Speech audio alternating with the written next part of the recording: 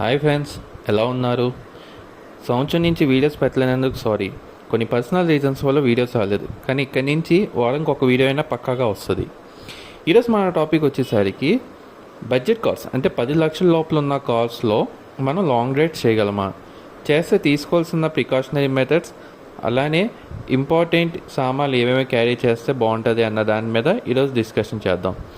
నేను దీనికోసం ఒక ఎగ్జాంపుల్ తీసుకుందాం అనుకుంటున్నాను. నేను 2022లో మన విశాఖపట్నం నుంచి డార్జిలింగ్ బయర్ రోడ్ వెళ్ళాను. అప్పుడు నేను తీసుకెళ్ళిన car Maruti Suzuki WagonR 2011 model petrol plus LPG. దీంట్లో పెట్రోల్ మైలేజ్ వచ్చేసరికి అరౌండ్ 16-17 వస్తుంది. ఎల్పిజి మైలేజ్ వచ్చేసరికి 13 to 14 or max to max 14.5 వస్తుంది. అంటే 15 క్లెయిమ్ చేస్తారు కానీ 15 రాదు. కానీ నాకు ఈ దారిలో ఎక్కడ ఎల్పిజి దొరకలేదు. విశాఖపట్నం మాత్రం ఎల్పిజి పెట్టించుకున్నాను. అది ఒక 300 కిలోమీటర్స్ వచ్చింది. ఆ తర్వాత నుంచి అంతా నేను పెట్రోల్ మీద వెళ్ళాను. సో ఈరోజు ఈ వీడియోలో నాకు పడిన బడ్జెట్ ఎంత, నేను తీసుకున్న ప్రికాషనరీ మెథడ్స్ ఏంటి, నేను తీసుకెళ్ళిన సామాన్లు ఏంటి అన్నది మీకు కూడా నేను షేర్ చేస్తాను.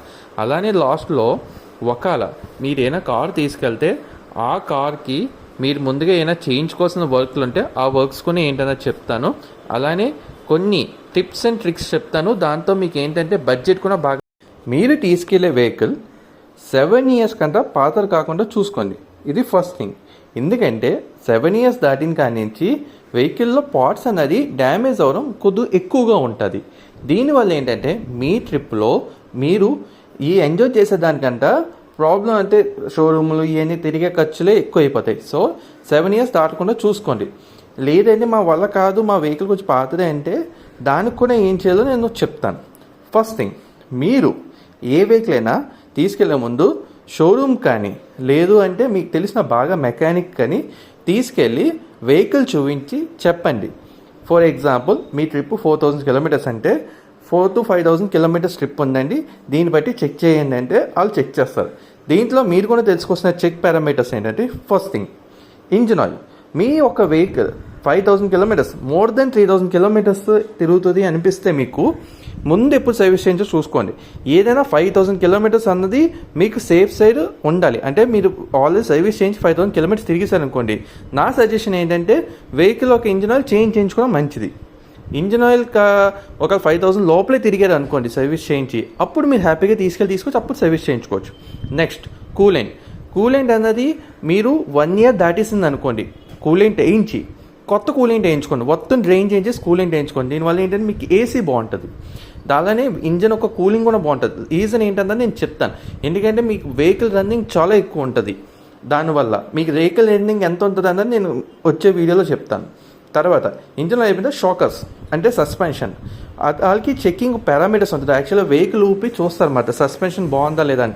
ఎస్పెషల్లీ ఎక్కువ లోడ్ పడేది బ్యాక్ సస్పెన్షన్ మీద. సో బ్యాక్ సస్పెన్షన్ కూడా బాగా వెహికల్ టెస్ట్ రైడ్ తీసుకెళ్ళి చెక్ చేయించుకోండి. మీ సస్పెన్షన్ బాగోకపోతే మీకు రైడ్లో చాలా ఇబ్బందులు ఫేస్ చేస్తారు. ఇవన్నీ పారామీటర్స్ అయిపోయిన తర్వాత చిన్న పారామీటర్స్ ఉంటాయి. ఇంజన్ బెల్ట్ అని ఇవన్నీ కొన్ని ఇంటర్నల్ ఉంటాయి, అవి కూడా బాగా చెక్ చేయించుకున్న తర్వాత మీకు ఇంజన్ మొత్తం చెక్కింగ్ అయిపోయిన తర్వాత దీనికి మీరు యావరేజ్గా బడ్జెట్ 5,000 పట్టుకోండి. అంటే 3,000 కూడా తేలిపోతుంది. కానీ ఇన్సేఫ్ ఇంకైనా మార్చుకోవాల్సిన పడితే ఒక 5,000 మీరు ఈ రిపేర్ ఖర్చులు కానీ పెట్టుకోండి. దీంట్లో ఎంత సేవ్ అయితే మీకు అంత సేవ్ అయినట్టు. ఇది అయిపోయిన తర్వాత మన సెకండ్ పార్ట్కి వద్దాం. Main thing budget planning. ఈ బడ్జెట్ ప్లానింగ్లో నేను నా డార్జిలింగ్ ట్రిప్ని ఎగ్జాంపుల్గా తీసుకుని మీకు చెప్తున్నాను. నా డార్జిలింగ్ ట్రిప్లో విశాఖపట్నం నుంచి డార్జిలింగ్కి 1,500 కిలోమీటర్స్ వయర్ భువనేశ్వర్, కోల్కతా వరకు మనం వెళ్ళాం. కరెక్ట్పోని వెళ్ళిపోతాం, కానీ కోల్కతాలో స్టే పెట్టుకున్న వాళ్ళకి కోల్కతా కూడా యాడ్ చేసి చెప్తున్నాను. Around 1,500 kilometres. వెళ్ళి రావడానికి 3,000 కిలోమీటర్స్. అది కాక లోకల్ ట్రావెల్ అని చెప్పేసి, ఫర్ ఎగ్జాంపుల్ ఇప్పుడు మన ట్రాఫిక్ డైవర్షన్ అని చెప్పి ఇలా ఏమైనా ఉన్నా, లేదా అక్కడ మనం తిరగాల్సిన అన్ని కలిపి నేను 300 కిలోమీటర్స్. ఎప్పుడైనా సరే ఒక 6 days ట్రిప్ అంటే మీరు యావరేజ్గా లోకల్లో ఒక 300 కిలోమీటర్స్ అని తిరుగుతారని వేసుకోండి, లేదా 500 కిలోమీటర్స్ వేసుకోండి. మీకే మంచిది. ఎంత ఎక్కువ కిలోమీటర్స్ ఉంటే అంత మంచిది వేసుకొని, ఇప్పుడు నా దాంట్లో 3,000 + 300 అంటే 3,300 కిలోమీటర్స్.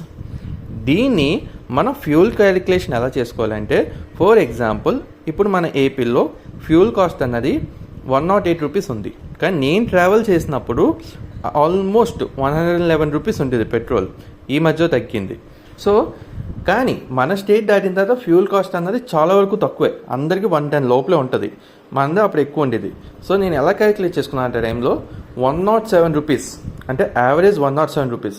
సో 3300 కిలోమీటర్స్ నా బండి ఇచ్చే మైలేజ్ అరౌండ్ 17-18, కానీ నేను తీసుకున్న మైలేజ్ 16. అంటే 1 లీటర్ కొట్టేస్తే 16 కిలోమీటర్స్ తిరుగుతామని యావరేజ్ తీసుకొని నేను దాన్ని బట్టి క్యాలిక్యులేట్ చేసుకున్నాను. అంటే 3300 కిలోమీటర్స్ డివైడెడ్ బై 16 అంటే ఆల్మోస్ట్ మీకు 207 లీటర్స్ అనుకోండి. 207 లీటర్స్ ఇంటూ 106 అంటే 21,900 రూపీస్ దగ్గర వస్తుంది. అంటే నియర్లీ 22,000 రూపీస్ నాకు ఫ్యూలే పడిద్ది. ఫ్యూల్ ఖర్చుతో పాటు మిగతా బడ్జెట్ ప్లానింగ్స్ అన్నది ఎవరికి నచ్చినా చేసుకుంటారు. అంటే స్టేస్ కానీ ఫుడ్ కానీ ఇవన్నీ ఎవరి ప్లానింగ్ కావాలి. ఇప్పుడు ఈ యొక్క 1500 కిలోమీటర్స్ అన్నది మీరు ఒకే స్ట్రెచ్లో కంప్లీట్ చేయలేం ఎవరైనా సరే. సో దీనికి మనం స్టాప్ ఎలా పెట్టుకోవాలి? ఆన్ అండ్ యావరేజ్గా 10 lakhs లోపల బడ్జెట్ కార్స్ ఏదైనా సరే 7 years లోపల ఉంటే ఈజీగా మనం 600 కిలోమీటర్స్ ట్రావెల్ చేయగలం. కానీ ఇక్కడ ఒక విషయం గురించి చెప్తానండి, చాలామంది అంత లాంగ్ జర్నీస్ కూర్చొని చేయడం అన్నది అలవాటు ఉండదు. అలాంటి వాళ్ళకి నేనేం చెప్తానంటే, ఇప్పుడు 2 or 3 persons అన్నది జనరల్గా కార్ అన్నప్పుడు అలానే వెళ్తాం, ఒక్కలైతే వెళ్దాం. సో 2 or 3 personsలో ఇద్దరికి డ్రైవింగ్ వచ్చేలా మస్ట్ అండ్ షుడ్ చూసుకోండి. దీనివల్ల ఏమవుతుందంటే ఎవ్రీ 200 కిలోమీటర్స్ లేదా ఎవ్రీ 300 కిలోమీటర్స్కో మీరు డ్రైవింగ్ చేంజ్ చేసుకోవచ్చు. దానివల్ల ఏమవుతుందంటే కొన్నిసార్లు మీకు బాగా ఎనర్జెటిక్గా ఉంటే ఒకే స్ట్రెచ్లో 1000 కిలోమీటర్స్ కూడా కంప్లీట్ చేసుకోవచ్చు. సో దాన్ని బట్టి మీరు ప్లాన్ చేసుకోండి, స్టే ఎక్కడ పెట్టుకుంటే బాగుంటుంది అనేది. మినిమం ఒక్కసారి డ్రైవింగ్ స్టార్ట్ చేస్తే ఇద్దరు డ్రైవింగ్ ఉంటే 800 కిలోమీటర్స్ అన్నది 700 to 800 kilometres every 400 or 300 kilometres 300 to 400 మధ్యలో. ఎందుకంటే 300 కిలోమీటర్స్ అంతా అరౌండ్ 6 hours జర్నీ చేస్తూ ఉంటారు, అప్పటికే 5 to 6 hours జర్నీ అన్నది జనరల్గా అయిపోతుంది. సో ఆ 5 to 6 hours జర్నీ అయిన తర్వాత ఒక 15 minutesకో 20 minutesకో కార్ ఆపేసి కొద్దిసేపు బోనెట్ ఓపెన్ చేసి ఉంచండి. దానివల్ల ఏంటంటే హీట్ రిలీజ్ అనేది బాగా జరుగుతుంది. ఇది అన్ని కార్స్కి చేయాలని మ్యాండేటరీ లేదు, కానీ చేస్తే బాగుంటుంది. అంటే పికప్ మళ్ళీ నార్మల్ అవుతుంది అన్నమాట. కొద్దిగా ఏంటంటే లాగుతున్నట్టు అలా అనిపిస్తుంటుంది కొన్నిసార్లు లాంగ్ డ్రైవ్ అయిన తర్వాత. దానివల్ల మీకే బాగుంటుంది ఇంకా డ్రైవింగ్ ఎక్స్పీరియన్స్ అన్నది. టోల్ గేట్స్కి వచ్చేసరికి మీరు ఇప్పుడు జనరల్గా ఇప్పుడు నాకున్న ఐడియా ప్రకారం 2024లో కిలోమీటర్కి ₹2 యాడ్ అండ్ యావరేజ్గా మీకు టోల్ ట్యాక్స్ అన్నది పడుతుంది. సో మీరేం ప్లాన్ చేసుకుంటారంటే, ఫర్ ఎగ్జాంపుల్ ఇప్పుడు నాకు కోల్కతా అది డార్జిలింగ్ వెళ్ళి రావడానికి 3000 కిలోమీటర్స్ కదా. సో ఈజీగా 3000 into 2 6,000 రూపీస్ అన్నది ఫాస్టాగ్లో వేసి ఉంచుకోండి. ఎందుకంటే మీ వెహికల్ ఒకటి మీకు ప్రాబ్లం ఉండదు. లేదంటే మా వెహికల్ కాదు మేము రెంట్కి తీసుకుని వెళ్తున్న వెహికల్ అనుకున్నారా, అప్పుడు ఏం చేస్తారంటే దాంట్లో 20% అంటే ఫర్ ఎగ్జాంపుల్ ఇప్పుడు నాకు 6,000 పడుతుంది అనిపించింది అనుకోండి, 4,000 లోడ్ చేయండి. 4,000 లోడ్ చేస్తే మీకు ఆల్మోస్ట్ వెళ్ళి రిటర్న్ వచ్చేస్తున్నప్పుడు కూడా మీకు అమౌంట్ ఉంటుంది. రిటర్న్లో మీకు అర్థమైపోతుంది ఇన్ని టోల్ గేట్లు ఉన్నాయి ఏంటి అన్నది. దాన్ని బట్టి రిటర్న్లో మీరు లోడ్ చేసుకుంటూ రావచ్చు. అలాగా మీకు ఏంటంటే ఇప్పుడు ఫాస్టాగ్లో కూడా అమౌంట్. సో ఫైనల్గా క్లోజింగ్కి వచ్చేసరికి మనం బాగా చూసుకోవాల్సిన పాయింట్లు మళ్ళీ చెప్తాను చూడండి. దీంట్లో నేను 2 విషయాలు మర్చిపోయినా, అది ఇప్పుడు చెప్తున్నాను. ఫస్ట్ థింగ్ ఏంటంటే number of persons travelling. 5-seater కార్లో నా సజెషన్ ప్రకారం 3 members ట్రావెలింగ్ చేస్తే చాలా ఎంజాయ్ చేస్తారండి. 4 members కొని ట్రావెల్ చేయొచ్చు కదా అంటే నేను రీజన్ చెప్తాను. 4 members అనుకోండి, నలుగురు మీరు కూర్చొనే వెళ్ళాలి. కూర్చొని అంటే పడుకోవడానికి కూడా వెనక్కే పడుకోవాలి తప్ప చాపుకొని పడుకోవడానికి ఆప్షన్ ఉండదు. అదే ముగ్గురు అనుకోండి, ఫ్రంట్ ఎదురు ఉంటారు, వెనకలు ఒకరు ఎవరైతే ఉంటారో వాళ్ళు చాపుకొని పడుకోవడానికి అవుతుంది. అండ్ డ్రైవింగ్లో కూడా ఇద్దరికి మినిమం డ్రైవింగ్ వచ్చేలా చూసుకోండి. దానివల్ల మీకు ఏమవుతుందంటే ఎవరైతే వెనకలు చాపుకొని పడుకుంటారో వాళ్ళు డ్రైవింగ్ సీట్స్ అనేది మార్చుకోనికి అవుతుంది. సో రిలాక్స్డ్గా వెళ్తారు, ఎంజాయ్ చేస్తారు, స్ట్రెయిన్ అయిపోరు, బాడీ ఎక్కువ స్ట్రెయిన్ అవ్వదు. తర్వాత బడ్జెట్కి వద్దాం. సో జనరల్గా ఇప్పుడు ఫ్యూల్కి మనం 22,000 ఇందాక అనుకున్నాం కదా ఫ్యూలు. సో 22,000 + 6,000 టోల్ గేట్స్ కలిపి 28,000. సో 30,000 అనుకోండి. ఇప్పుడు బై ట్రైన్ వెళ్ళినా మీకు అంతే ఖర్చు దగ్గర పడుతుంది. ఎందుకంటే పర్ పర్సన్ ఇప్పుడు 10,000 పడుతుంది. 30,000 అంటే 3 persons కింద చూసుకుంటే. ట్రైన్కి అనుకోండి, ఏసీకి వెళ్ళారు అనుకోండి, వెళ్ళి రావడానికి టికెట్లు ఒక 5,000. ఎక్కడి వరకు? మళ్ళీ న్యూ జల్పైగుడి వరకే. అక్కడి నుంచి మళ్ళీ మీరు పైకి వెళ్ళడానికి క్యాబ్ మాట్లాడుకోవాలి. పైకి వెళ్ళిన తర్వాత మళ్ళీ అక్కడ మీరు లోకల్లో తిరగడానికి కూడా మళ్ళీ క్యాబ్ మాట్లాడుకోవాలి. ఇవన్నీ ఖర్చులు మీరు కలుపుకుంటే మీకు ఇదే కారు తక్కువ పడుతుంది. కానీ సిచ్యువేషన్ బట్టి చూసుకోండి, మీరు వెళ్ళే ప్లేస్ పట్టుకుని కొన్నిసార్లు మారచ్చు, దాన్ని పట్టుకొని చెక్ చేసుకోండి. సో దాన్ని బట్టి మీకు ఏది బెటర్ అనిపిస్తే అది మీరు ప్రిఫర్ చేయండి.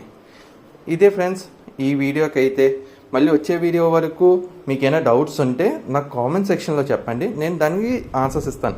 లేదు ఏమైనా ఇంపార్టెంట్ పాయింట్స్ మర్చిపోయిన అనిపిస్తే చెప్పండి, నేను దాని మీద మళ్ళీ ఇంకో వీడియో చేయడమో లేదు అంటే మళ్ళీ ఇదే వీడియోని కొద్దిగా బాగా ఎక్స్ప్లెయిన్ చేయడమో చేస్తాను. అలానే నా ఎక్స్ప్లెనేషన్ ఎలా ఉందో కూడా మీరు చెప్తే, ఏదైనా దాంట్లో మార్చుకోవాల్సినవి ఉంటే చెప్తే నేను అవి కూడా మార్చుకుంటాను ఫ్రెండ్స్.